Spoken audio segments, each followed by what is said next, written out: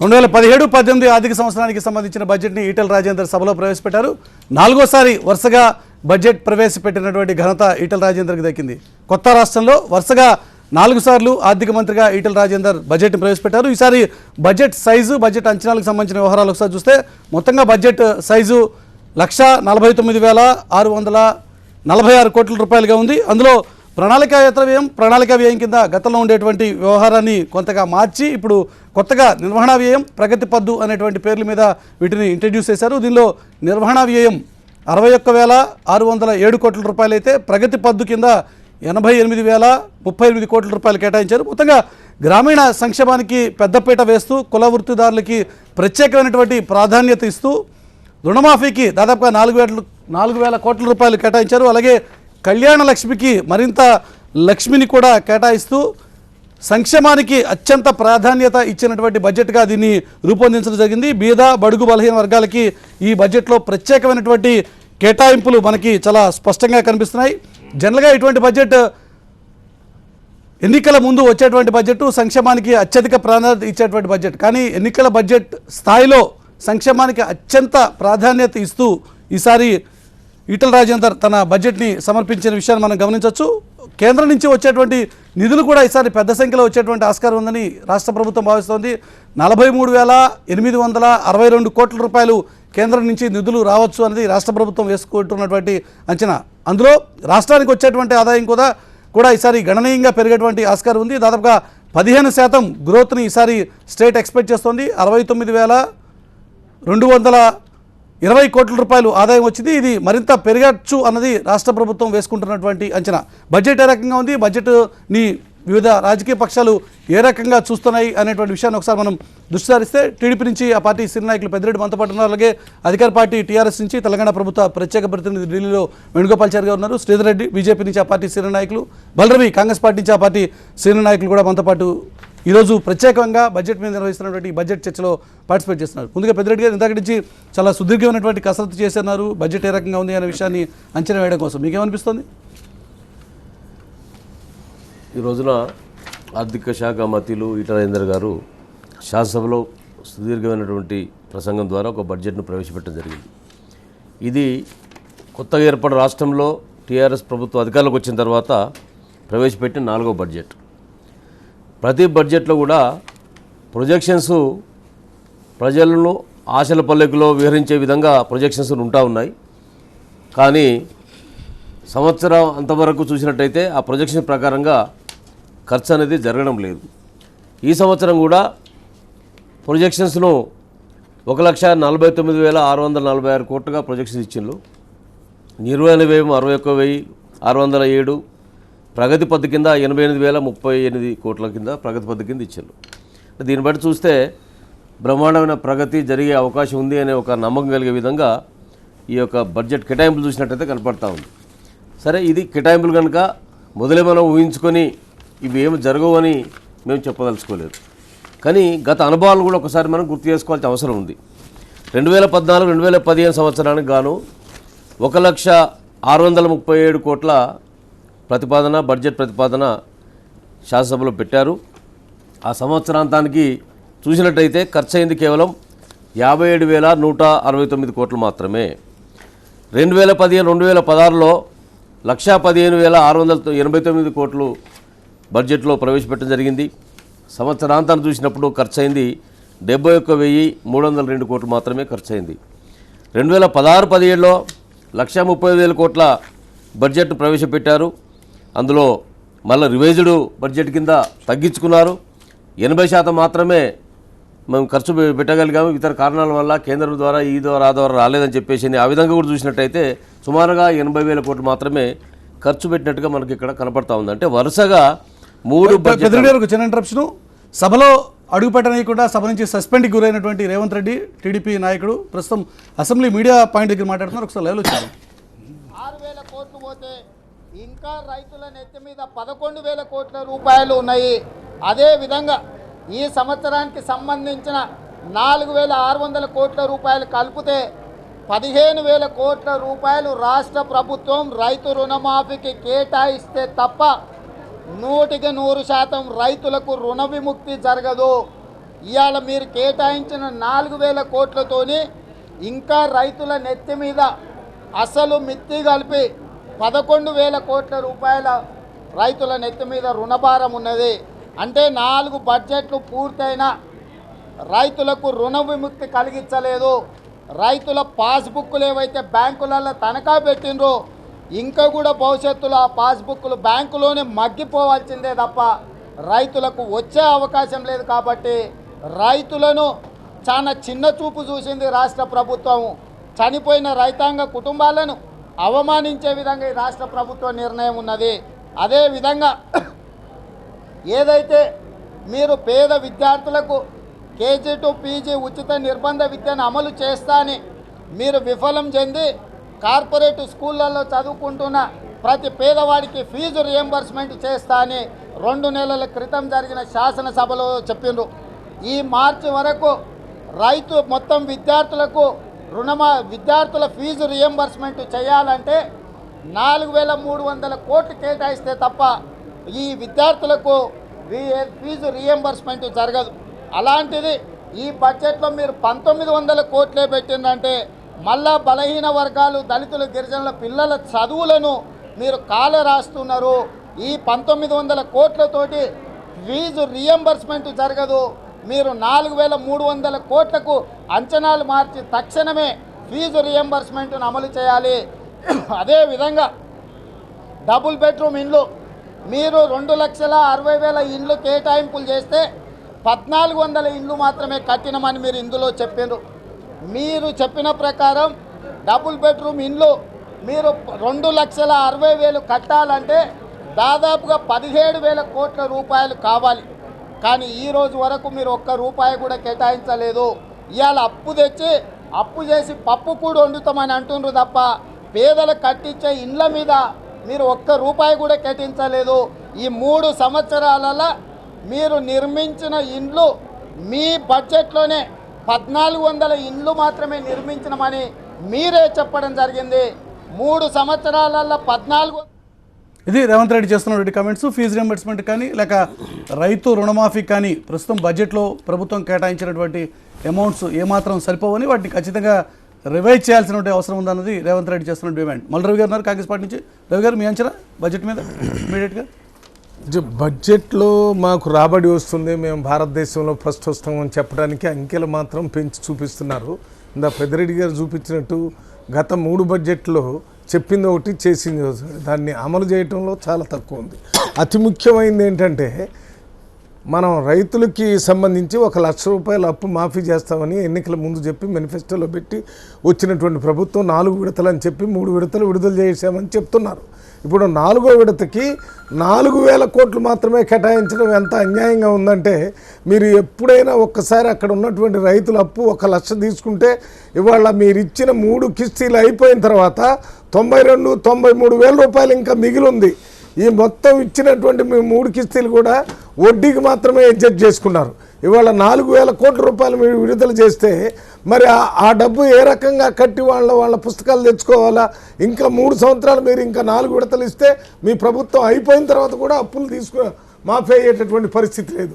ఈ బడ్జెట్ ఎంత ఘోరంగా ఉందంటే అగ్రికల్చర్కి సంబంధించి వాళ్ళ గురించి లెక్కలు కూడా లేటు ఎవరిస్తారు? మీరు ముఖ్యమంత్రి గారు కూడా ఈ ఇంట్రెస్ట్ కూడా మేమే కడతామని చెప్పారు. ఇంట్రెస్ట్ అసలు కట్టాలంటే దాదాపు నేను అనుకుంటా 15-16 వేల కోట్లు ఇప్పుడు అలాట్ చేస్తేనే ఆ అప్పులన్నీ క్లియర్ అయ్యేటటువంటి అవకాశం ఉంది. ఇది తప్పనిసరిగా ప్రభుత్వానికి తెలిసే సంక్షేమానికి పెద్దపీట వేయాలన్నది ప్రభుత్వం చేస్తున్నటువంటి ఆలోచన కాదా?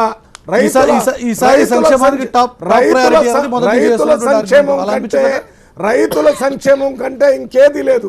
రైతులంటే ఒక కులానికో ఒక మతానికో ఒక వర్గానికో సంబంధించిన వాళ్ళు కాదు. రైతులు ఎంతో కాలంగా ఇబ్బంది పడుతూ పెద్ద ఎత్తున ఆత్మహత్యలు చేసుకునేటటువంటి దాన్ని మీరు పట్టించుకోలేదనేది ఈ బడ్జెట్లో క్లియర్గా అర్థమవుతుంది.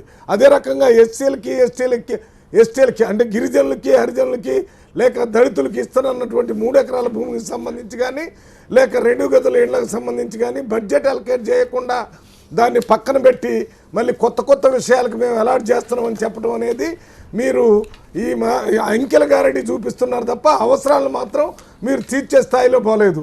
అతి ముఖ్యమైనది ఎస్సీలకి, ఎస్టీలకి, బీసీలకి ఎకనామికల్లీ బ్యాక్వర్డ్ అనే వాళ్ళకి వాళ్ళ పిల్లలు చదువుకోవటం వల్ల ఉద్యోగాలు వస్తాయనేటటువంటి ఉద్దేశంతో ప్రతి ఒక్క పేదవాడి పిల్ల ఎవరైనా చదువుకోవాలనే ఉద్దేశంతో ఫీజు రియంబర్స్మెంట్ స్కీమ్ పెడితే మీరు ఇప్పటికి ఒక 1900 కోట్లు మాత్రమే అలాట్ చేస్తే ఇవాళ ఇవ్వవలసిందే 4000 కోట్లు ఉంటే మీరు 2000 కోట్ల కంటే కూడా తక్కువ అలాట్ చేయటం వల్ల అసలు వాళ్ళ చదువులు ఏ రకంగా మరి ముందుకు పోతాయి అనేది ఆలోచించాలి.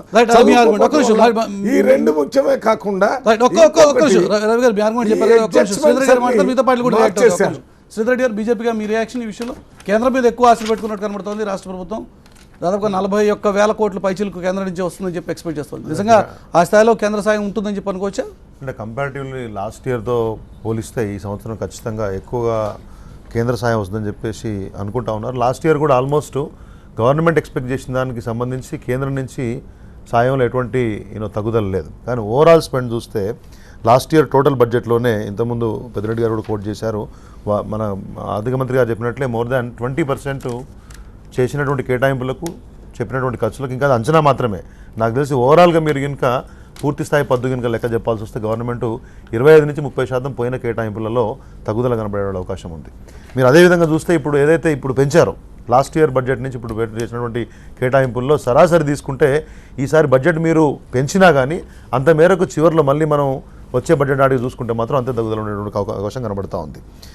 మీరు చూస్తే కొన్ని కామెంట్స్ ఇక్కడ చేశారు. వ్యవసాయానుబంధ రంగాలకు సంబంధించి విత్తన భాండాగారం చేస్తాము తెలంగాణ అని చెప్పేసి ఎప్పటి నుంచో చెప్తా వస్తూ ఉన్నారు. ఈసారి కేటాయింపులు కూడా చేశారు. కానీ పోయిన మనం రంగంలో చూస్తే మళ్ళీ ఖమ్మంలో వరంగల్లో ఎప్పటిలాగానే నకిలీ విత్తనాలు నకిలీ పురుగు మందులు ఇవన్నీ వచ్చి రైతులను దెబ్బతీసినటువంటి సందర్భాలు మనం చూసాం.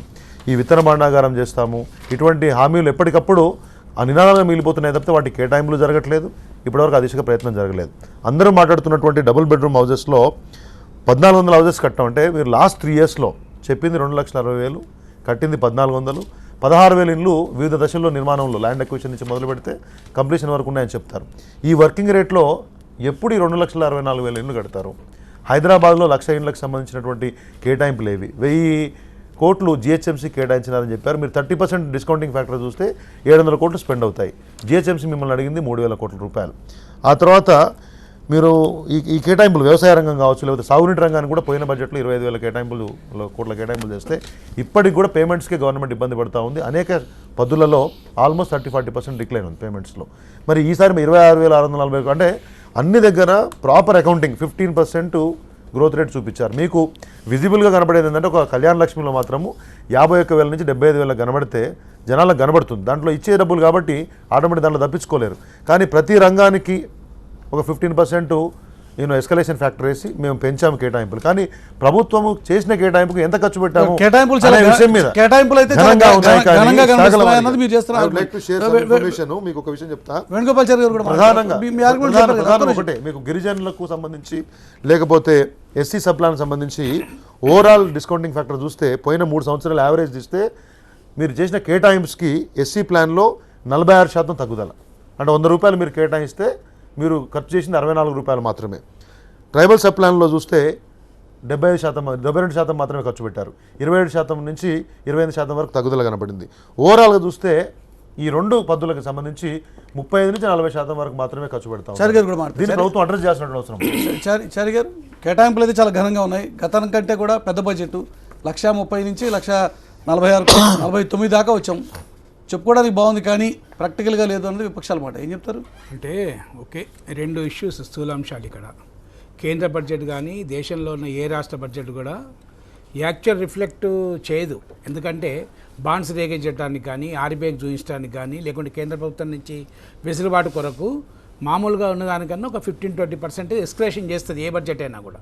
అటు దేశ స్థాయిలో కూడా గతంలో పెట్టిన బడ్జెట్ అంత ఖర్చు కాలే. ఇప్పటికీ దాదాపు 60% 2 సార్లు కన్నా ఖర్చు అయింది. ఇప్పటికీ అది అంకెలనే దేశ స్థాయి బడ్జెట్ కూడా. అదేవిధంగా మన ఏ రాష్ట్ర బడ్జెట్ ఇప్పుడు తెలుగుదేశం పార్టీ ప్రభుత్వము ఎల్లుండి పెట్టబోతుంది బుధవారం నాడు బడ్జెట్. అది కూడా తీసుకుంటే గత సంవత్సరం కన్నా ఎక్కువ వేసినప్పటికీ కూడా, అందుకంటే అది ప్రొవిజన్ ఏంటంటే ప్రొవిజన్ పెట్టుకుంటారు. ఒకటి ప్రొవిజన్ పెట్టుకోవడానికి గతంలో కన్నా ఇప్పటికి బడ్జెట్కి ఏంటంటే ఈరోజు సంక్షేమ రంగానికి, ఎందుకంటే తెలంగాణలో 80% ఎస్సీ ఎస్టీ బీసీలు ఉన్నారు కనుకనే సంక్షేమ రంగానికి గతంలో ఇచ్చినప్పటికీ కూడా మరింత వెసులుబాటు కల్పించాలనే ఉద్దేశంతో గ్రామీణ వృత్తులు, చేతి వృత్తులు ఉమ్మడి రాష్ట్రాల్లో మొత్తం టోటల్గా సర్వనాశనం అయిపోయినాయి. అదేవిధంగా వివిధ కులస్తులకు ఈరోజు మనము యాదవులకు కానీ, కుర్మికి కానీ, తర్వాత వివిధ కులస్తులకు కార్పొరేషన్ ఏర్పాటు చేయడంతో పాటు గతంలో కూడా కార్పొరేషన్ ఏర్పాటు చేశారు, కొత్త వ్యవస్థ కాదు. కానీ గతంలో కార్పొరేషన్ ఏర్పాటు చేసి ఒక కారు ఇచ్చి ₹1 కోటి మాత్రం ఇచ్చారు. నేను విజయభాస్కర్ రెడ్డి హయాంలో కూడా ఎమ్మెల్యేగా ఉన్నాము, గతంలో కాంగ్రెస్ పార్టీ ప్రభుత్వంలో ఉన్నాము. కానీ ₹1 కోటి ఇచ్చారు గ్రాంట్గా, అంతే. తర్వాత 5 సంవత్సరాలకి ఏం లేదు, బహిరంగ సభ పెట్టిండ్రు, మొత్తం మీకే ఇస్తున్నామని చెప్పింది, కానీ ఖర్చు పెట్టలే. అప్పటికిప్పటికి వ్యత్యాసం ఏంటంటే ఖచ్చితంగా ఇవ్వడమే కాకుండా ఖర్చు పెట్టడానికి ముందుకు వచ్చిండ్రు. మరి కులవృత్తులను, చేనేతలను ప్రోత్సహించాలనే ఉద్దేశంతో ఎంబీసీ అని ఏ కులస్తులకు సంబంధించిన మొట్టమొదటి ₹1,000 కోట్లు ఇచ్చేసి ఒక కార్పొరేషన్ పెట్టారు. ఎందుకంటే ఇతర కులస్తులు, ఏ ఆధారం లేని వారి కులస్తులకు కూడా ఆధారం ఇవ్వాలని చెప్పేసి చేయడం జరిగింది. ఇందాక చెప్పినట్టు ఈ కళ్యాణ లక్ష్మి కింద ఒకటే కాదు, ఈరోజు ఆసరా పెన్షన్ కింద కూడా ఒక్క పెద్దిరెడ్డి ప్రాతినిధ్యం వహిస్తున్న కరీంనగర్ జిల్లాలో ఒక మెట్పల్లిని దాదాపు 1,03,000 మంది ఉంటే, ఓటర్లు ఉంటే, 1,10,000 ఓట్లు ఉంటే 60,000 మందికి పెన్షన్లు వస్తున్నాయి. ఆసరా కింద దేశంలోనే ఈ రాష్ట్రం చేపట్టిన కార్యక్రమాలు ఆసరా డైరెక్ట్, అది కూడా ఆన్లైనే. తర్వాత సన్నబియ్యం అంటే అంగన్వాడీలో సన్నబియ్యము, హాస్టల్లో సన్నబియ్యము. మరి గతంలో ఒక మనిషికి 4 కిలోల బియ్యం ఉంటే ఇప్పుడు ఆ లిమిట్ ఎత్తేసి 10 మంది ఉంటే ఒక్కొక్కరికి 60 కిలోలు. ఇవన్నీ కూడా ప్రాక్టికల్గా చూస్తున్నాం మనం, ఏదో అంకెల గాడి కాదు ఇది ప్రాక్టికల్గా చూస్తున్నాం. కనుకనే ప్రభుత్వము 15%, 20% గతంలో కన్నా తక్కువ ఖర్చు చేసినప్పటికీ, ఎందుకంటే ఉమ్మడి రాష్ట్రంలో కొన్ని ప్రాబ్లమ్స్ వచ్చినాయి, టీచింగ్ ప్రాబ్లమ్స్ వచ్చినాయి, అధికారుల కేటాయింపు ఇంకా జరగలేదు, ఉద్యోగ విభజన జరగలేదు, తర్వాత రీఆర్గనైజేషన్ ప్రకారం మనకు రావాల్సిన డబ్బులు రాలేదు. గత ప్రభుత్వం చేపట్టిన 163 స్కీములలో దాదాపు 70 స్కీములు ఇప్పుడు కుదించడం జరిగింది. మరి గతంలో ఇచ్చిన డబ్బులు కూడా ఇప్పుడు మోడల్ స్కూమ్స్ కానీ, కేవీకేలు కానీ, ఆర్ఎంఎస్ఏ కానీ, ఇటువంటి కార్యక్రమాలు ఏంటంటే గతంలో 100% ఇచ్చినప్పటికీ కూడా డబ్బులు లేకపోవడం కూడా ఒక కారణం ఈరోజు. కనుక అత్యధిక ప్రార్థిస్తూ ఉంటుంది సంక్షేమానికి. తెలంగాణ లెక్క తెలియదు 4వసారి ఆర్థిక మంత్రి రాజేంద్ర ప్రవేశపెట్టినటువంటి బడ్జెట్ మీద ప్రధానంగా చర్చ కొనసాగుతుంది. పెద్దిరెడ్డి గారు, సంక్షేమానికి టాప్ ప్రయారిటీ అనేది పదే ప్రభుత్వం చెప్తున్నమాట. వాళ్ళు గుజరాత్ని మించిపోతాం అభివృద్ధిలో అని చెప్పి చెప్తున్నటువంటి మాటలు, మీరు రెండింటిని ఏ రకంగా చూడాలి? ఇప్పుడు సరే, వేణుగోపాల్ చౌదరి గారు ఏం చెప్పారంటే బడ్జెట్లో ప్రొజెక్ట్స్ ఎక్కువ పెడతాము, అన్ని రాష్ట్రాలు అందరూ చేసే పనే కదా అని. సరే, అందుకనే దాని జోలికి పోవట్లేదు. ఎందుకంటే గతంలో పెట్టిన దానికి ఖర్చు అయిన దానికి ఏంటనేది ఒక కంపారిజన్ ఇచ్చిన. ఈ బడ్జెట్లో మేమందరం కూడా ఆశించేది, మేము కాదు ప్రజలందరూ ఆశించేది ఏంటంటే ఎన్నికల మేనిఫెస్టోలో పెట్టిన ప్రధాన అంశాలకు ప్రాముఖ్యతను ఇస్తారో ఆ ప్రాముఖ్యత పరంగా బడ్జెట్లో కేటాయింపు ఉంటుందని చెప్పి అందరూ ఆశించారు. ఇప్పుడు వ్యవసాయదారులకు సంబంధించినటువంటి 4వ బడ్జెట్లైనా రుణమాఫీ, రుణగ్రస్తులను పూర్తిగా వాళ్ళను విముక్తి కలుగుతుందని చెప్పి అంచనా వేస్తే అది అడ్రస్ చేయబడలేదు.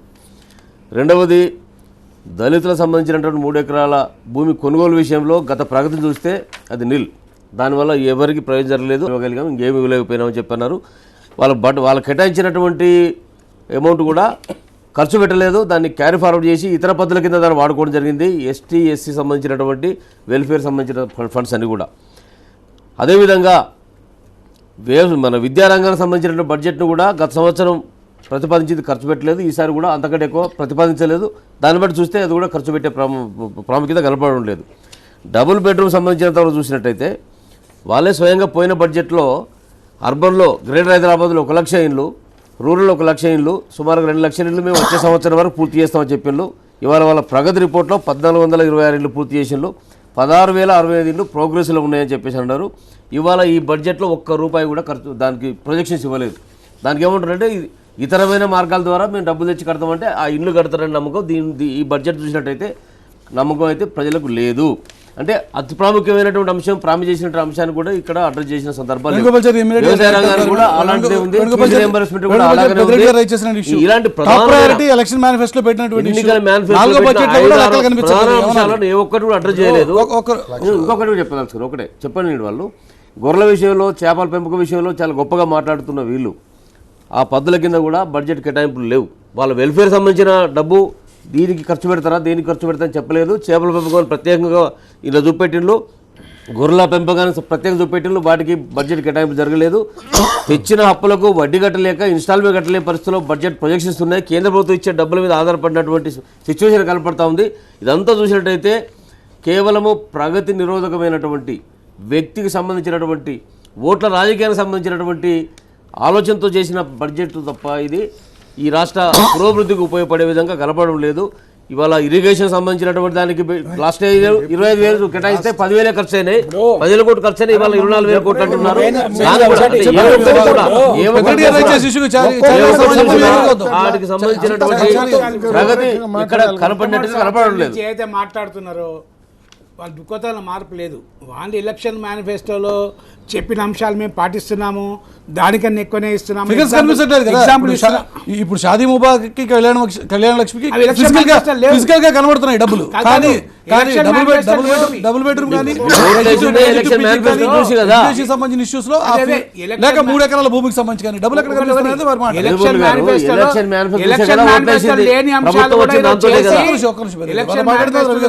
లేని అంశాలు కూడా ఇంప్లిమెంట్ చేస్తున్న ప్రభుత్వము టీఆర్ ప్రభుత్వం ఒకటి.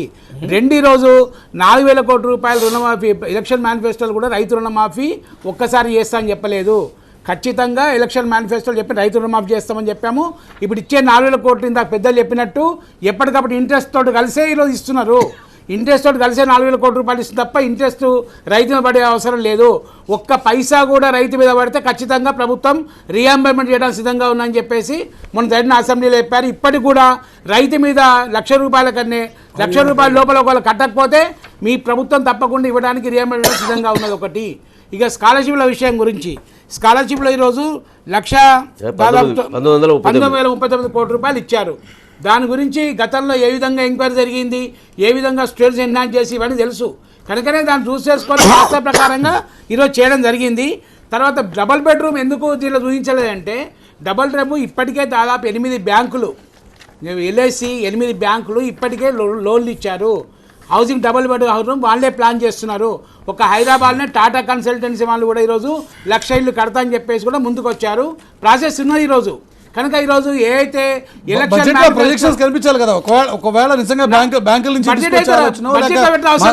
మరొక ఫైనాన్షియల్ ఇన్స్టిట్యూషన్స్ ఎఫ్ఆర్బిఎం పరిధిలో లోబడి చేస్తున్నారు కనుక బడ్జెట్ లోపల కేటాయించకున్నా సరే రుణం బయట నుంచి తీసుకుంటారు కనుక బడ్జెట్ అయితే తీసుకుంటారు, దీనిలో పెట్టిన అవసరం లేదు.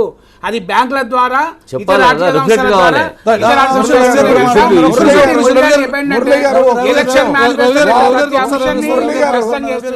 మీరు చెప్పుతున్నటువంటి 2 గదుల ఇళ్ల గురించి పోయిన బడ్జెట్లో మాట్లాడేప్పుడు దీంట్లో మేము బడ్జెట్ పెట్టడం లేదు, ఇతర మార్గాల్లో బడ్జెట్ తీసుకొని వచ్చి ఇల్లు కడతామని చెప్పారు. చెప్పి అప్పుడు చెప్పిన మాట ఏంటంటే గ్రేటర్ హైదరాబాద్లో 1,00,000, మిగిలిన 9 జిల్లాల్లో ఇంకో 1,00,000 కడతాము, ఈ సంవత్సరంలో పూర్తి చేస్తామని చెప్పినటువంటి ప్రభుత్వం ఎందుకు కట్టింది, ఎంత కట్టింది చెప్పారు. 1,400, 16,000 ఇండ్లు ప్రాసెస్లో ఉన్నాయి, 1,400 ఇండ్లు మాత్రమే పూర్తయ్యాయని ప్రభుత్వం ఇప్పుడు చెప్తుందంటే బడ్జెట్ ఎలకేషన్ ఒకవేళ ఆ బడ్జెట్లో చూపించుంటే ఇంత అన్యాయంగా ఈ 2 గదుల ఇండ్ల మరి అభివృద్ధి ఆ రిపోర్ట్ ఉండేది కాదు. ఇవాళ కూడా మళ్ళీ అదే మాట చెప్తున్నారు కాబట్టి ఆ డెవలప్మెంట్ కూడా అంతే ఉండదు. 14,000 28,000 2,800 కావచ్చు, అంతేగాని బడ్జెట్ ప్రొవిజన్ లేకుండా మీరు చెప్పినటువంటి మాటలన్నీ కూడా నీటి మీద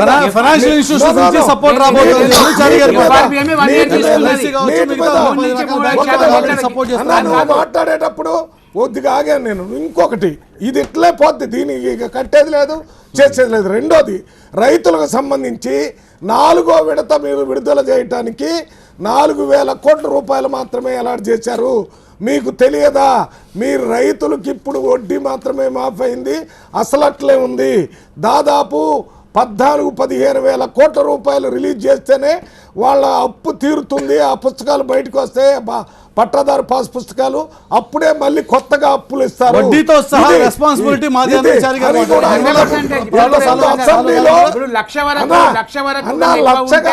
1,00,000 వరకు ఎక్కువ ఉంటే ఇప్పటికి కూడా ప్రభుత్వం దాని 4,000 కోట్లు ఇచ్చి కంప్లీట్ అనుకున్నారు. వాళ్ళు చెప్పినట్టు ఎక్కువైంది అనుకో ఒక రైతు మీద, అది మీద డబ్బు కూడా ఇవ్వడానికి ప్రభుత్వం సిద్ధంగా ఉన్నది. రైతు మీద ₹1,00,000 వరకు భారం లేకుండా చేసే బాధ్యత ప్రభుత్వం. బడ్జెట్ లో ఎలకేషన్ లేకుండా డబ్బులు ఇస్తాను అంటే ఎక్కడి నుంచి వస్తాయి? అది కాకుండా విద్యార్థులకు సంబంధించి చాలా ఉద్యమాలు జరిగినాయి. అటువంటి దానికి మీరు అటువంటి 4,000 కోట్ల రూపాయలు అవసరం అయితే 2,000 కోట్లు ఇచ్చామంటే దాని అర్థం ఏంటి? పేద ప్రజలకి గొర్రెలు, మన చేపలు, లేకపోతే ఇంకేదైనా ఇచ్చి వాళ్ళ పిల్లలు చదువుకోకుండా ఉండాలనేటటువంటి ఒక ఆలోచనతో బడ్జెట్ సంక్షేమ రంగానికి ఇస్తేనేమో 4 లక్షల గొర్రెల పిల్లలకి ఇవ్వాలి, చేపలు కోటి ఇవ్వాలని చెప్పేసి చదువుకు అత్యధిక ప్రాధాన్యత ఇస్తే చదువుకు అత్యధిక ప్రాధాన్యత ఫీజు రియంబర్స్మెంట్ కి మాక్సిమం అమౌంట్స్ పెడితే బీసీ ఎస్సీ ఎస్టీ పిల్లలు చదువుకోవడానికి ఆస్కారం ఉంటుంది. 60 సంవత్సరాల్లో 250 గురుకుల పాఠశాల ఏర్పాటు చేస్తే కానీ at the same time budget లో ఎడ్యుకేషన్ కూడా టాప్ ప్రయారిటీ ఉండాలి కదా అనేది చెప్పారు కదా సమాజం. ఇప్పుడు 60 సంవత్సరాల్లో స్వాతంత్రం వచ్చిన 60 సంవత్సరాల్లో 250 పాఠశాలలు గురుకుల పాఠశాల ఏర్పాటు చేస్తే గురుకుల పాఠశాల రిజల్ట్ ఉంటుందని చెప్పి అందరు గురుకుల పాఠశాలలు చదవడానికి పిల్లల్ని చెరిగేస్తారు. అటువంటి ఈ సంవత్సరమే 250 పాఠశాలలు ఏర్పాటు చేస్తున్నారు. అవన్నీ కూడా బీసీ క్లాసుల కొరకు సమాజంలో అందరి కొరకు ఈ రోజు కేజీ టు పేజీ కూడా దాంట్లో అవుతుంది. 5వ తారీఖు నుంచి ఇంగ్లీష్ మీడియం పెడుతున్నారు. ఈ రోజు వాళ్ళంతా హాస్టల్ పెడుతున్నారు, సన్న బియ్యం పెడుతున్నారు. ఇవన్నీ బీదాల పిల్లలకు అంటే కాంగ్రెస్ పార్టీ ఏంటంటే అదే వాళ్ళు చెప్పినట్టే చేయాలి. వాళ్ళు ఇవన్నీ చేయలేకపోయారు. మేము చేస్తే వాళ్ళ అడ్రస్ ఉండేనా ఒక భయంతో మాత్రం కేజీ నుంచి పీజీ వరకు బడ్జెట్ ప్రొవిజన్ వారి మాట మీ సమాజం చెప్తారా జరిగేది కేజీ టు పీజీ కానీ లేక ఫీజు రియంబర్స్మెంట్ కానీ బడ్జెట్ అలాట్మెంట్స్ ఏవి ఫిజికల్ గా కనిపించట్లేదు అన్నది వారి మాట.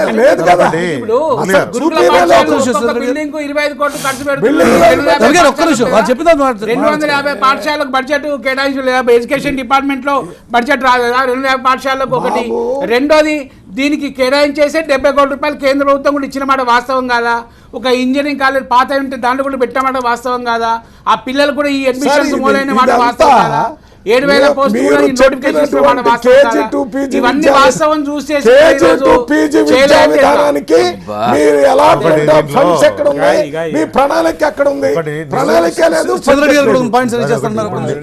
నిర్వహణ ప్రగతి ఎస్సీ ఎస్టీల గురించి ఒక్క మాట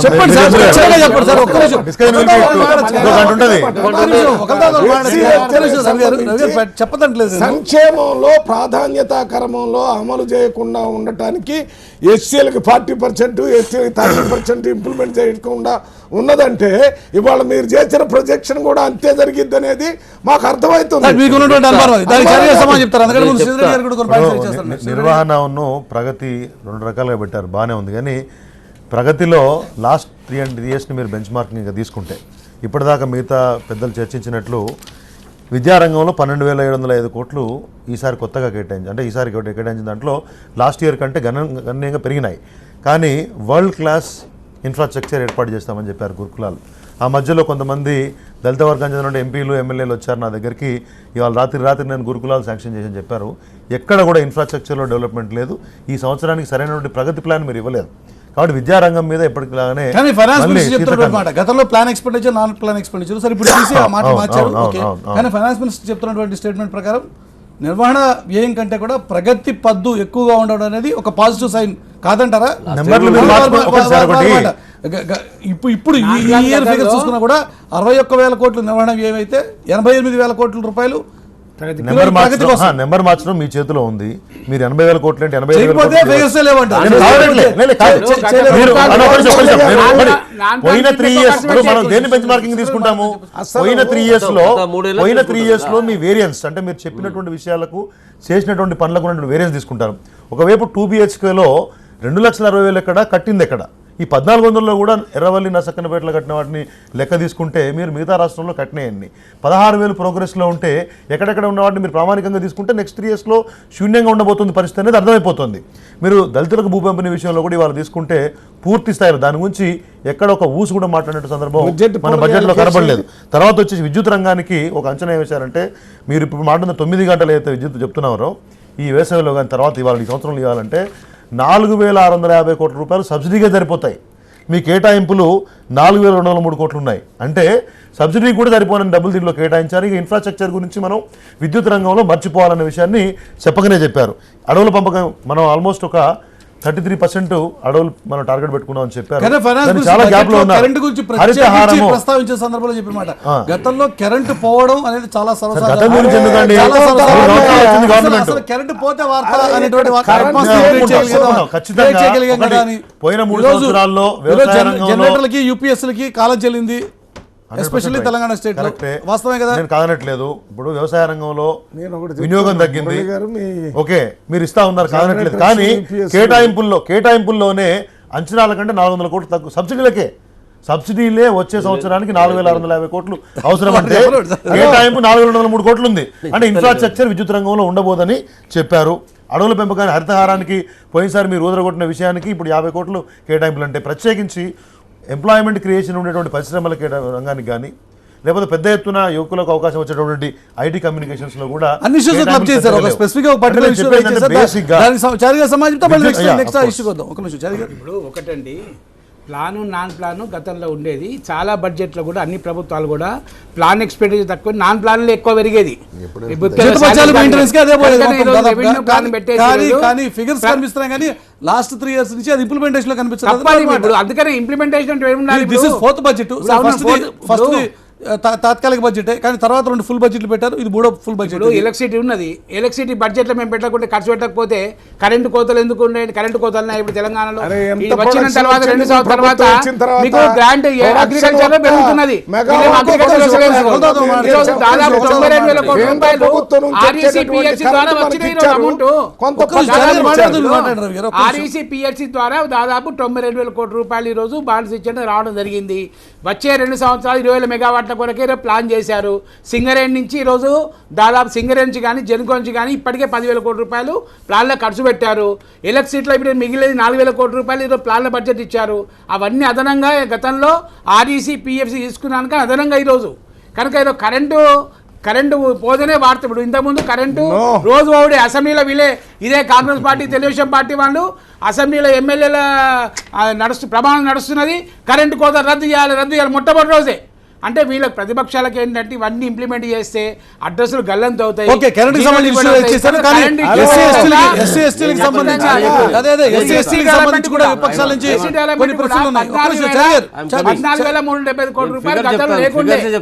దాని రూల్స్ ఇప్పుడు బడ్జెట్లో చెప్పిన ప్రకారంగా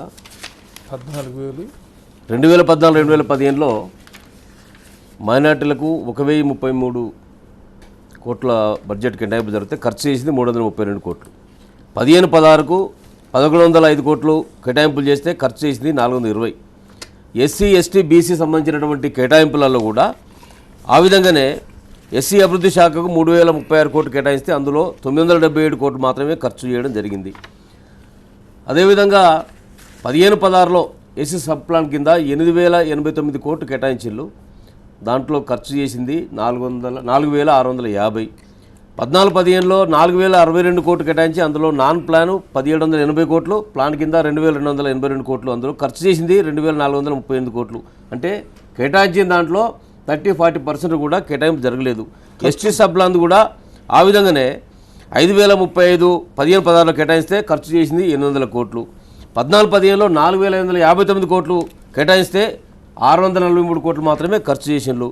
బీసీ సంక్షేమానికి కూడా 2,072 కోట్లు కేటాయిస్తే 725 కోట్లు మాత్రమే ఖర్చు చేయడం జరిగింది.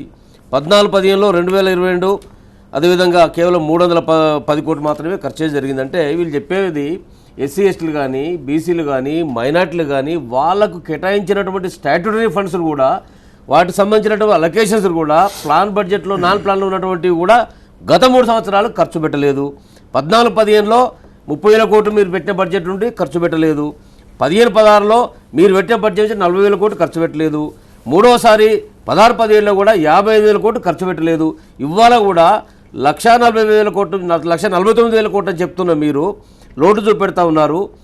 అప్పుల రూపంలో ఇతర పనులను చేస్తామంటున్నారు. ఏ ఒక్కదానికి ఇందులో కేటాయింపు లేవు. ఇది అభివృద్ధికి సంబంధించిన అంశాలు ఎట్లా అవుతాయి? మీరు ఇంత పెద్దగా చెప్పేటువంటి బర్రెలకు కానీ గొర్రెలకు కానీ చేపలకు సంబంధించినవి కూడా కేటాయింపులు లేవు. సంక్షేమానికి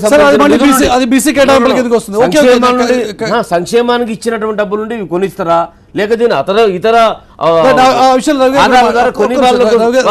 చూస్తారా?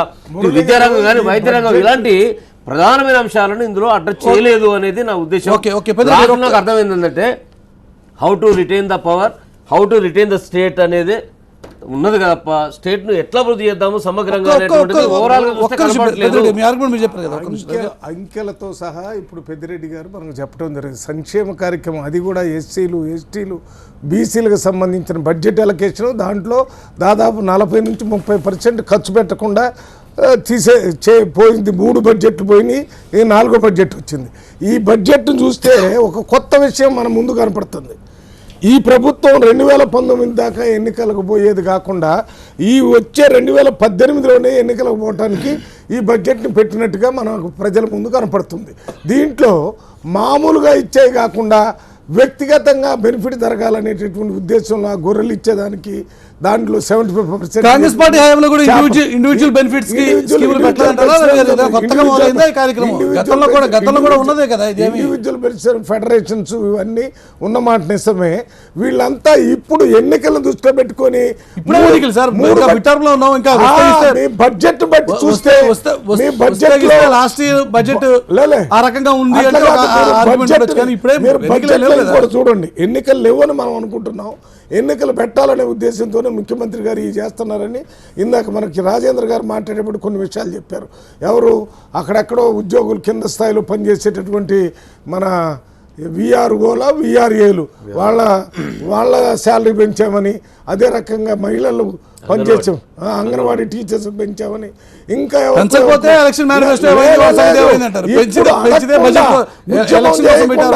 ఉద్యమం చేయాలా. ఇప్పుడు చేసేదంతా వాళ్ళు నెక్స్ట్ ఇయర్ లో ఎన్నికలకు పోవాలి కాబట్టి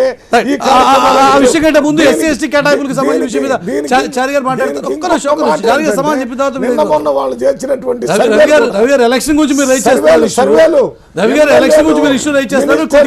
వాళ్ళ సర్వేలు చేసి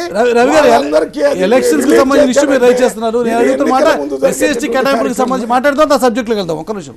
ఇప్పుడు ఎస్సీ ఎస్టీ కాన్స్టిట్యూషనల్ అప్లికేషన్ తర్వాత కాన్స్టిట్యూషన్ రైట్ ఫండ్ ఉన్నప్పటికీ కూడా గత 30 సంవత్సరాలు ఎందుకు ఖర్చు పెట్టలేదు? 0%.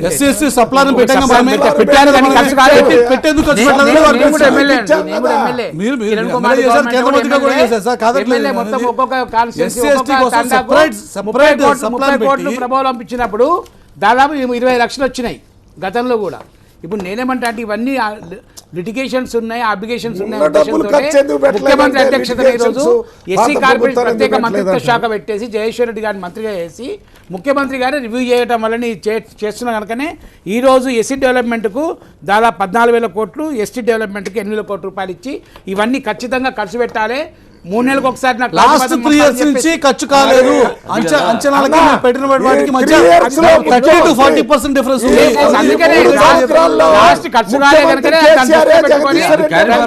ప్రత్యేక మంత్రిత్వ శాఖను పెట్టేసి ముఖ్యమంత్రి గారు 3 నెలలకు ఒకసారి మీటింగ్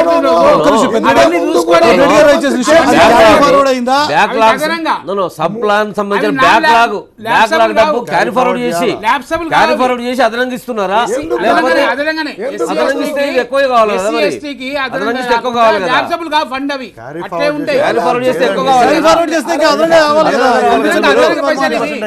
ఈ బడ్జెట్ లో అదనంగా పైసలే అవన్నీ ఆల్రెడీ జిల్లా స్థాయిలో ఉన్నాయి.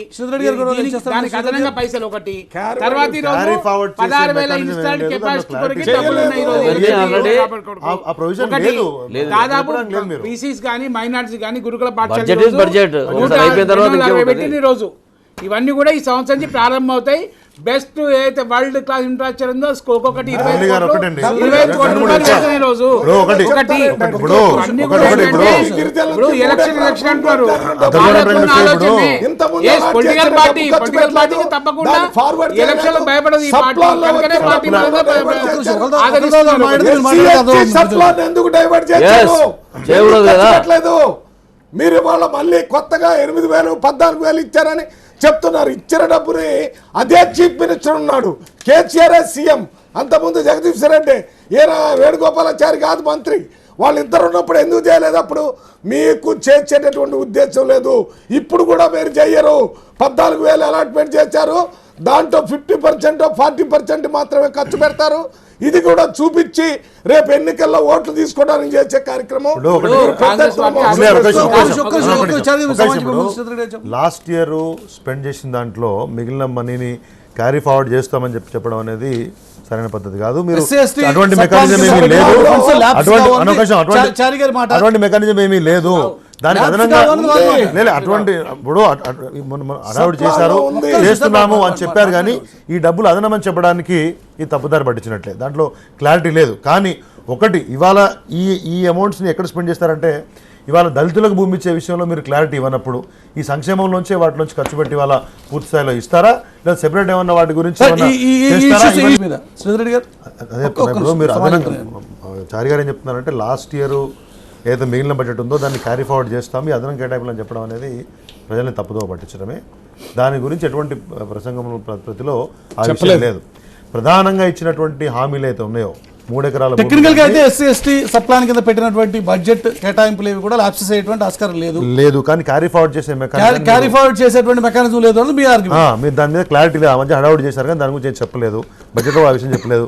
మీరు ఇప్పుడు దాన్ని క్యారీ ఫార్వర్డ్ చెప్పడం అని చెప్పేది తప్పుదా అనేది నా ఉద్దేశం.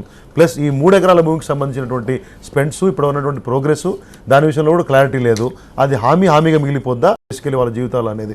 ఇవాళ మీరు మొత్తం ఓవరాల్ బడ్జెట్లో ఈ కళ్యాణ లక్ష్మికి సంబంధించి ఒక 24,000 రూపాయలు పెంచడం అనేది విజిబిలిటీ కనబడుతుంది తప్పితే ఏ విషయంలో క్లారిటీ లేని అంశం మాత్రం ఖచ్చితంగా కనబడుతుంది. SC ST ఒక్కటే నేను చెప్పేది, SC ST సబ్ ప్లాన్ గురించి భారతదేశం మొత్తంలో ఎక్కడ లేని విధంగా ఆంధ్రప్రదేశ్ రాష్ట్రంలో ఆ సబ్ ప్లాన్ పెట్టిన ఉద్దేశం ఏంటంటే, అలాట్మెంట్ జరుగుతుంది SC STలది, అది ఖర్చు చేయటం లేదు, ల్యాప్స్ అవుతుంది. ఈ సబ్ ప్లాన్ ప్రకారం అన్ని డిపార్ట్మెంట్స్ ద్వారా ఆ డబ్బు తీసుకొని ఒకవేళ ఖర్చు కాకపోతే క్యారీ ఫార్వర్డ్ చేయాలనేదే దాని ముఖ్యోద్దేశం. దాని యొక్క స్పిరిట్ని, దాని అసలు ఉద్దేశాన్ని దెబ్బతీసి వీళ్ళు ఉన్నదాన్ని మొత్తం ఇంత ముందు కంటే ఎక్కువ డైవర్ట్ చేసి ఖర్చు పెట్టి ఇప్పుడు క్యారీ ఫార్వర్డ్ చేయకుండా మళ్ళీ అంకెలు పెంచుతున్నారు. ఇప్పుడు 14,000 ఇచ్చారంటే మళ్ళీ వచ్చే సంవత్సరంలో దాంట్లో మేము 45%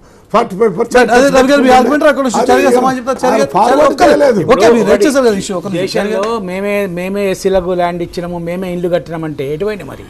ఇప్పుడు 3 ఎకరాల భూమి అని పెట్టుకున్నామండి, అందరికి ఇప్పుడు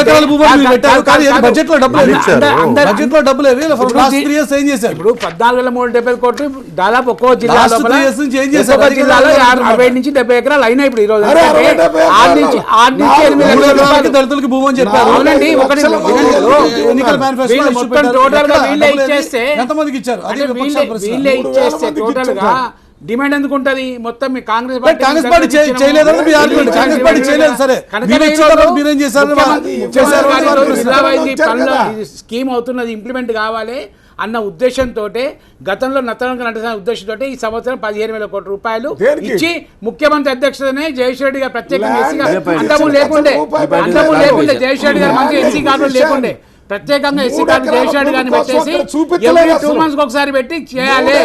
కనుక ఒకటి ఈ రోజు 3 ఎకరాల భూమి కానీ డబల్ బెడ్రూమ్ కొనడానికి బడ్జెట్ లో ప్రొవిజన్ లేదని 14,000 కోట్ల రూపాయలు చేస్తారండి.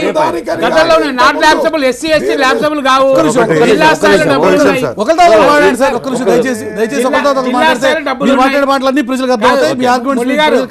జిల్లా స్థాయిలో డబ్బులు ఉన్నాయి, అవి ల్యాబ్స్ కాదు. ఎస్సీ పర్చేస్ జిల్లా స్థాయిలో ల్యాండ్ పర్చేస్ స్కీమ్ కింద కలెక్టర్లకు జిల్లాలో డబ్బులు ఉన్నాయి. ఏ కలెక్టర్ ఫోన్ చేయండి, డబ్బులు నాట్ ల్యాప్సబుల్ నిత్య ప్రక్రియ, ఇది కంటిన్యూ ప్రక్రియ.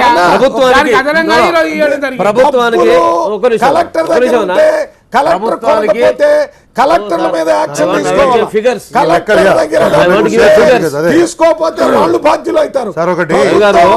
పోలీస్ అన్న చెప్పేది ఏంటంటే, ఇప్పుడు అదే విషయాన్ని నేను ఫిగర్స్ చెప్తాను. 2014-15లో మీరు ఇచ్చినటువంటి బెనిఫిషరీస్ 674 మంది మాత్రమే, 15-16లో 1715 మంది మాత్రమే, 16-17లో ఇప్పుడు లెక్కల ప్రకారము 218 మాత్రమే బెనిఫిషరీస్ ఉన్నారు. ఓవరాల్గా 2014-15లో 1795 ఎకరాలు, 15-16లో 4,495 ఎకరాలు, 16-17లో 57 ఎకరాలు మాత్రమే ఇప్పుడు రిజిస్టర్ అయి ఉన్నాయి. ఈ లెక్కల ప్రకారం చూస్తే ఓవరాల్గా అంతా కలిసి 2,500 మందికి కూడా మీరు ఇవాళ వరకు భూమి రిజిస్టర్ చేయలేదు ఎస్సీస్కి. ఇప్పుడు ఈ రాష్ట్రంలో 2,500 మంది మాత్రమే దళితులు ఉన్నారా? 2,500 మంది దళితులు మాత్రమే మీకు ఓట్లు వేశారా? రేపు పొద్దున ఈ 14,750 కోట్లలో రెండింటి కాన్సెప్ట్. ఆల్మోస్ట్ ఎస్సీ సంక్షేమంలో మీరు రేట్ చేసిన issue. దాని continuation లో ఎంతమంది పెద్ద చేయబోతున్నారు? concept అన్నారు. ఎప్పుడు పూర్తవుతుంది? ఒక్క నిమిషం, కలెక్టర్ల దగ్గర డబ్బులు ఉంటే ఎందుకు కాలేదు? మీరందరూ మాట్లాడండి రవి గారు ఒక్క నిమిషం సార్. వాటికి క్లారిఫికేషన్ కలెక్టర్ మీద ఇక్కడ ఎందుకు యాక్షన్ తీసుకోవటం లేదు? వాళ్ళు ల్యాండ్ నిజంగానే డబ్బులు తీసుకోకపోతే ఒక్క నిమిషం రవి గారు. వారు చెప్పినట్టుగా ఇప్పటి వరకు ఎంతమందికి లబ్ధి చేకూరబడింది వారు చెప్పారు. 2015-16లో 3 ఎకరాల భూమి పంపిణీ కింద 188 కోట్లు మంజూరు చేసిండ్రు. అందులో 110 కోట్లు ఖర్చు పెట్టిండ్రు ఆ సంవత్సరం. లాస్ట్ ఇయర్ ₹1 కూడా కేటాయింపు లేదు, ఒక్కరికి కూడా భూమి సంపాదించలేదు. ఇదే ప్రభుత్వం చెప్పింది ఈ రాష్ట్రంలో 12 లక్షల మంది దళిత కుటుంబాలని, అందులో 3 లక్షల మందికి ఈ యొక్క భూములు లేవు, వాళ్ళందరికీ కూడా ఎలిజిబిలిటీ ఉందని చెప్పేసి ప్రభుత్వమే చెప్పింది. మేము ఏదో 3 లక్షల మందికి 3 లక్షల కుటుంబాలకు 3 ఎకరాల చొప్పున ఇవ్వాల్సిన అవసరం ఉందని చెప్పి ప్రభుత్వమే చెప్పింది. 6,000 ఎకరాల భూమి పంపిణీ చేశామని అసెంబ్లీలో స్వయంగా వారే ప్రకటించారు. అంటే ఎంతమందికి వచ్చిందో వారు ఇప్పుడు ఫిగర్ చెప్పిన ప్రకారం వచ్చింది. ఇంత ప్రాముఖ్యత కలిగినటువంటిది మీరు 12 లక్షల మందిని గుర్తిస్తారు, 3 లక్షల మంది ఎలిజిబిలిటీ అంటారు. 3 లక్షల మంది ఎలిజిబిలిటీ ఉన్న వాళ్ళకు గత సంవత్సరం బడ్జెట్లో అలొకేషన్ ఉండదు, ఈ సంవత్సరం కూడా మీకు అలొకేషన్ ఉండదు. అంతకుముందు నామమాత్రంగా 100 మంది 200 మందికి ఇచ్చేసి దీన్ని ఎట్లా జస్టిఫై చేస్తారని చెప్తా ఉన్నారు. వాళ్ళ కనీసం సప్లాంట్ ఖర్చు పెట్టినా కొనుగోలు చేయొచ్చు. ఇప్పుడు సమాధానం వీళ్ళు ఏమైనా ప్రవోక్ చేసుడు తప్ప ఫ్యాక్ట్స్ చెప్తున్నా చెప్తున్నా కదా. ఎస్సీ కార్పొరేషన్ కింద కానీ ఎస్టీ కార్పొరేషన్ కింద కానీ భూ పంపిణీ చేయాలన్నది ప్రభుత్వ ఉద్దేశము. దానిలో భాగంగానే ఈ ఫండ్స్ మరొకసారి చెప్తున్నాం, ఈ ఫండ్స్ ల్యాప్సబుల్ కాదు. ఇప్పుడు ఇచ్చిన 4,000 కోట్లు కలెక్టర్లకు కానీ జిల్లా స్థాయిలో ఉంటే అది కంటిన్యూ అవుతుంది, కంటిన్యూ అక్కడ ఉండి అవుతుంది. ఈ ల్యాండ్ ఎక్విజిషన్ ప్రాసెస్ వల్ల ఈరోజు ల్యాండ్ ఎక్విజిషన్ ప్రాసెస్ వల్ల ఏంటంటే డిలే అవుతుంది.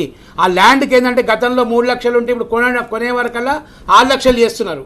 జిల్లా జాయింట్ కలెక్టర్లు కానీ ఆర్టీఓలు కానీ ఏంటంటే వయామీడియా నెగోషియేషన్ చేయడం వల్ల ఈ ప్రాసెస్ లేట్ అవుతున్న ఉద్దేశంతో నిధులు పెట్టినప్పటికీ కూడా ఖర్చు అవుతున్నాయని చెప్పేసి చెప్పిన 180 కోట్లు పెట్టి 110 కోట్లు ఎందుకైందంటే నిధులు ల్యాబ్సులు కాదు, డైవర్షన్ కాదు, నిధులు ఉండి కూడా ఖర్చు అవుతున్నాయనే ఉద్దేశంతో ప్రత్యేకంగా 3 నెలలకు ఒకసారి ముఖ్యమంత్రి గారు ఇప్పటి నుండి మీటింగ్ పెట్టి ప్రత్యేక మంత్రిత్వ శాఖను పెట్టి కేటాయింపులు కనిపిస్తున్నాయి, కేటాయింపులే కనిపించట్లేదు. ఇప్పుడు కొత్తగా కేటాయింపులు సెపరేట్ గా 3 ఎకరాల భూమి కోసం 3 ఎకరాల భూమి కోసం బడ్జెట్ లో డబ్బులు ఏవి ప్రశ్న బడ్జెట్ లోపల గ్రాంట్ వైజ్ డిమాండ్ అసెంబ్లీలో డిమాండ్ వైజ్ మాట్లాడుకోవచ్చు కదా. ఏ జిల్లాలో ఎంత ల్యాండ్ పర్చేస్ అయింది మంత్రి గ్రాంట్స్ కింద కూడా ఎంత పద్దు ఖర్చు అయింది జిల్లా వరకు ఉంటుంది తీసుకోవచ్చు.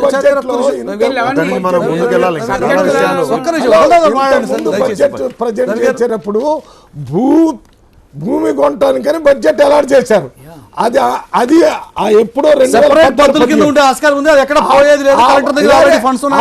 చేసిన బడ్జెట్ పూర్తి కాలేదు.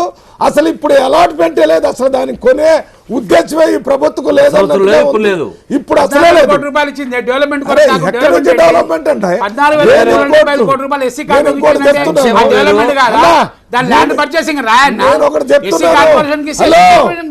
అన్న పక్క రాష్ట్రంలో 1 ఎకరానికి 15 లక్షల రూపాయలైనా కొని ఇవ్వాలని చెప్పి అక్కడ విధానపరమైన నిర్ణయం చెప్పారు. అట్లా మీరు చెప్పండి, ఇక్కడ ధరలు బట్టి ఇమీడియట్ గా భూమి కాంగ్రెస్ ప్రభుత్వం ఇచ్చినప్పుడు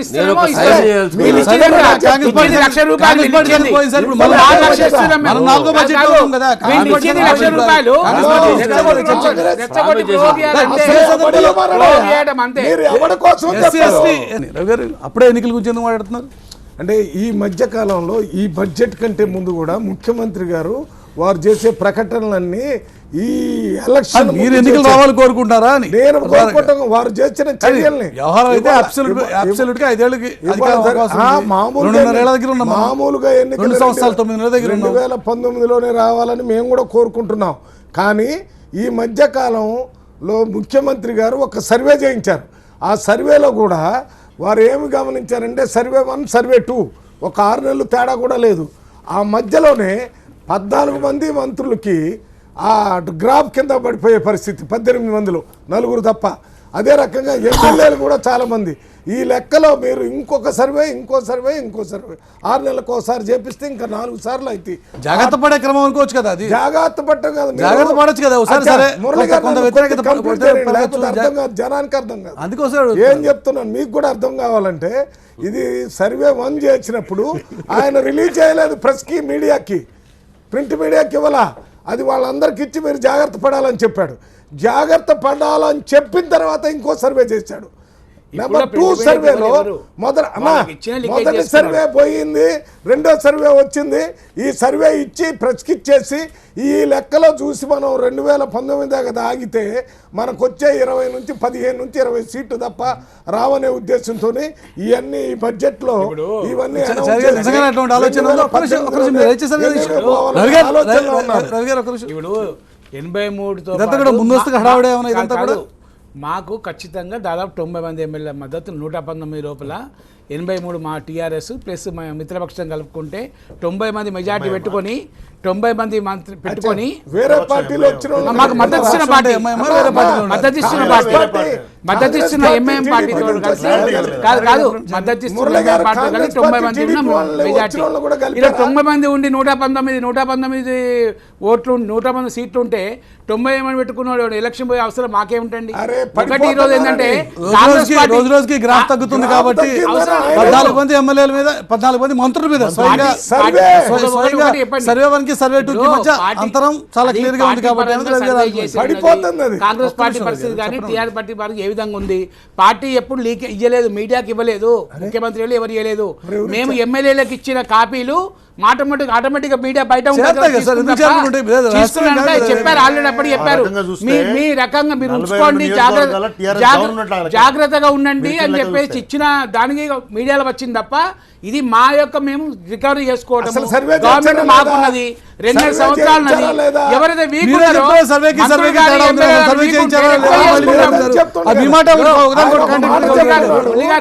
మేము మా ఎమ్మెల్యేలు వీక్ ఉంటే మా మంత్రులు వీక్ ఉంటే 2 సంవత్సరాలు మా గవర్నమెంట్ ఉన్నది, రికవరీ చేసుకుంటాము. ముఖ్యమంత్రి ప్రోగ్రామ్స్ ఉంటాయి, డబ్బులు చేసుకుంటాం, అక్కడ అభివృద్ధి కార్యక్రమాలు చేసుకుంటాం. ఇప్పుడు కాంగ్రెస్ పార్టీ ఇప్పుడు ఇక్కడ ఇప్పుడు 42 నియోజకవర్గాల్లో మీరు అన్నట్టు పార్టీ పరిస్థితి చెప్పాల్సి వస్తే 42 నియోజకవర్గాల్లో టీఆర్ఎస్ కంప్లీట్ డౌన్ ఉన్నట్టే కదా.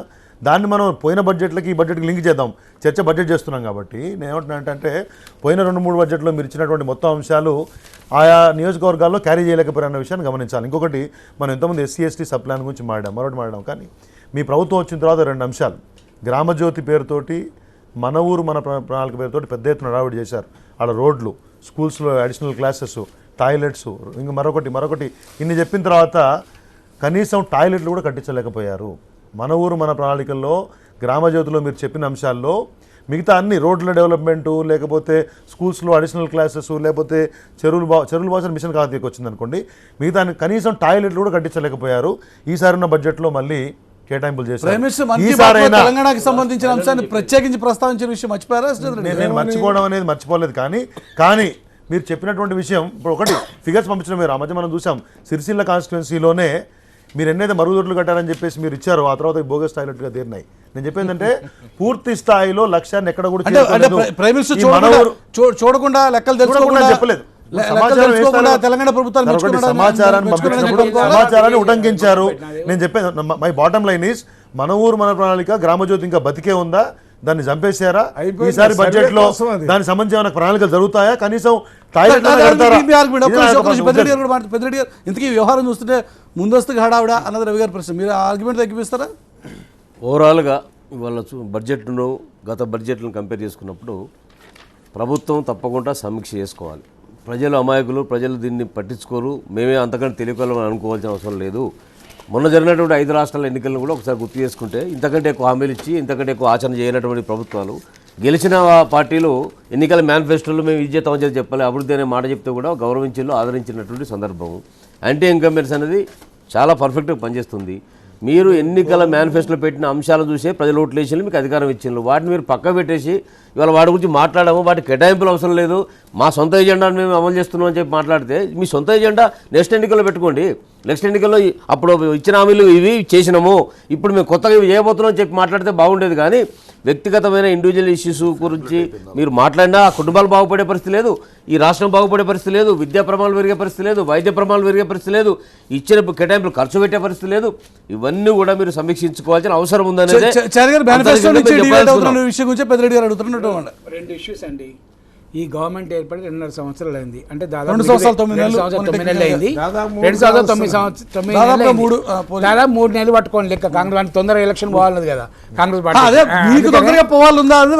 అందుకనే 3 సంవత్సరాలు అయింది అనుకోండి. 3 సంవత్సరాల్లో జరిగిన ఎన్నికలు కూడా అధికార పార్టీకి జనరల్గా నెగటివ్ ఉంటుంది.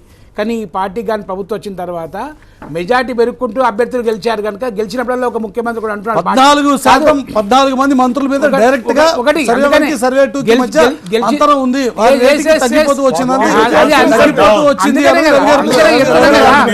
అందుకే చెప్తున్నాం కదా, గెలిచిన ప్రతిసారి కూడా ముఖ్యమంత్రి గారు పార్టీ అయితే ఒకటే మాట మాట్లాడుతున్నాడు, ఎలక్షన్లో గెలిచి పొంగిపోవద్దు, ఒదిగి ఉండాలన్నది ఈ రోజు ఈ పార్టీ యొక్క ఆలోచన, ముఖ్యమంత్రి ఆలోచన. పాలిటిక్స్ లో ఈ రోజు పాలిటిక్స్ లో అందరికి చెప్పాడు. ఈ రోజు సర్వే చేసిన ఉద్దేశం కూడా ఏంటంటే ఇంకా మాకు 2.5 సంవత్సరాల అవకాశం ఉన్నది, ఎక్కడైతే మైనస్ అయిందో పార్టీ పరిస్థితి బాగుంది, క్యాన్ మీద బాగా లేకుండా రెక్టిఫై చేసుకుంటాం, అవకాశం మాకే ఉన్నది కదా, కాంగ్రెస్ పార్టీలో వేరే పార్టీలో లేదు కదా, మూడోసారి మంచిగా వస్తుండవచ్చు, మంచిగా వస్తుండవచ్చు, 2.5 సంవత్సరాల అవకాశం ఉన్నది. ఎన్నికలు 5 ఖచ్చితంగా ఎలక్షన్ మేనిఫెస్టో చెప్పే అంశాన్ని కూడా ఇంప్లిమెంట్ చేసుకుంటాము. ఎలక్షన్ బడ్జెట్ గురించి తీసుకుంటే ఏ ముఖ్యమంత్రి అంత డేర్ గా చెప్పాడు ఈ ముఖ్యమంత్రి, నేను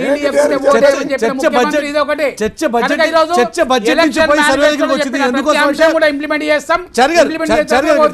బేసిక్ ఇష్యూ ఈరోజు చర్చ బడ్జెట్ గురించి పోయి సర్వే దగ్గరికి ఎందుకు వచ్చింది అంటే, ఈ బడ్జెట్ చూస్తే ఎన్నికల బడ్జెట్ లో ఉందంటే వారు చేస్తున్నారు ఇండివిజువల్ బెనిఫిట్స్ తప్ప ఓవరాల్ డెవలప్మెంట్ కి సంబంధించి నెగ్లెక్ట్ చేసింది, ఎంబీసీ నెగ్లెక్ట్ చేసింది, బీసీ వర్గాలు నెగ్లెక్ట్ చేసింది, గొర్రె కాపులను నెగ్లెక్ట్ చేసింది, మైనార్టీలను నెగ్లెక్ట్ చేసింది, వాడుకున్నారు. కనుకనే ఈరోజు ఎస్సీ ఎస్టీ బీసీ అందరూ వాడుకోవాలి, తెలంగాణ 80% బీసీ వర్గాలను కాపాడుకోవాలి. ఈ రోజు అందరికి ఇండివిజువల్ గా బెనిఫిట్స్ తో పాటు తెలంగాణ బీసీ స్టేట్ ఖచ్చితంగా బీసీ ప్రాధాన్యత ఇవ్వాలి కదా, ఆ ప్రయత్నం చేస్తే ఎన్నికల బడ్జెట్ ఎందుకంటారు కంప్లీట్ చేస్తారు. తెలంగాణలో గుణాత్మకమైన జీవిత విధానంలో మార్పు రావాలంటే ఎస్సీలకి ఎస్టీలకి బీసీలకి వాళ్ళ ఎడ్యుకేషన్ లో మార్పు తీసుకొని వచ్చే బడ్జెట్ పెంచాలా, అది తగ్గించారు. గురుకుల పాఠశాల 50 పెట్టాము, 12,000 కోట్లు ఎడ్యుకేషన్ 60 సంవత్సరాలు 60 పెడితే ఒక్క సంవత్సరం 50 పెట్టాం. ఈ రోజు అడ్మిషన్లు స్టార్ట్ అయినాయి, బీసీ వర్గాల వరకు లాభం అవుతుంది, మైనార్టీ లాభం అవుతుంది, ఎస్సీ లాభం అవుతుంది. ఈ రోజు వాళ్ళకే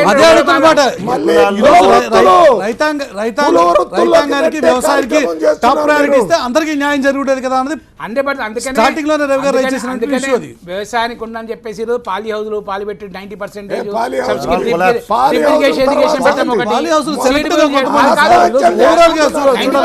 సబ్సిడీ ఇస్తున్నాం కదా, ట్రాక్టర్లు పంపిణీ ఎక్కడ అయిందా?